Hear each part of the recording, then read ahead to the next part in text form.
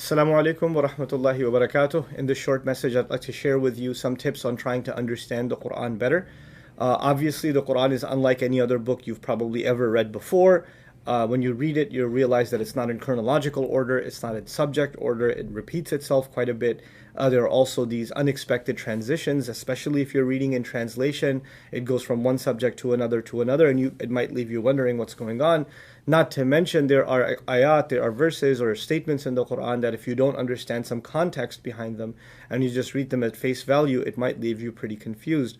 So, keeping all of that in mind, this short message is about two things. I want to point you to two resources that can help bridge that gap, and it can, in your own studies of the Quran, at least in the beginning, really help you navigate the text in an easy way and help you understand some of these what seem like abrupt transitions.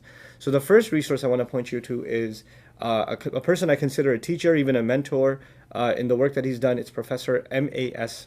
Abdul Halim, and he's written a translation of the Quran that's published by Oxford University Press.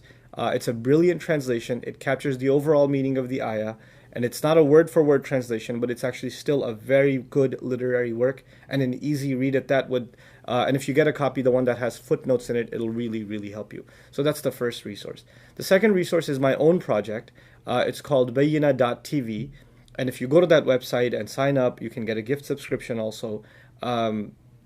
It has a series called Cover to Cover, where I've actually explained the Quran in brief from one end to the other. And I don't expect you to go through the entire hundreds of hours of video, overnight or over a month or even over a year. The point of that was you study a little bit of the Quran and you need somewhat of an explanation or maybe a walkthrough of what's going on in this chapter or what's going on this page. Well, there's a resource for you that discusses it in easy English. So that's the point of that. So between these two resources, I think you can have a pretty healthy, growing relationship with the Quran and building a solid understanding. And inshallah, after that grows and you cross certain milestones within these two resources, then there are other more advanced resources that'll just open up to you anyway.